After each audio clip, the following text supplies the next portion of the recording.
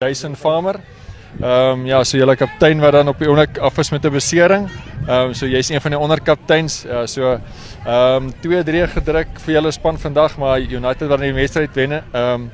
Moeilike wedstryd gewees vir julle. Hoe voel jy hoe dit gegaan?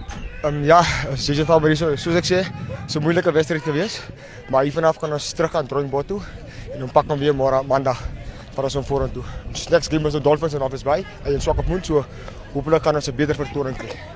Okay, so is daar enige aspekte wat jy voel wat julle goed gedoen het en wat julle op kan voortbou vir vandag se vertoning?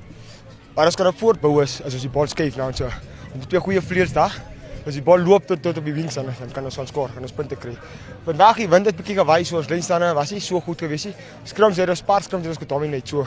Hopelik ons is positief vir die seisoen wat voor lê. As jy so 'n jongerige span wat julle hierdie jaar het en ja, so 'n bietjie 'n paar skuwe, bietjie van 'n nuwerige groep. Hoe voel jy oor die squad wat julle het? Ja, baie jong groep. 'n Paar soos groot spelers soos Kevin, Toete, Chase Diergaard, dit maar van die ouerige manne wat ons in die groep het, maar verder as jong manne en ons bou voort. Dis 'n boufase. Dis nie net hierdie jaar, die volgende jaar en jare op. Ons gaan bou ja. Ons sien uit om julle dan bietjie te sien aanbeweeg en julle puntestand of 'n posisie op die puntestand te verbeter soos die seisoen vorder. Alle sterkte vir julle. Goed gaan.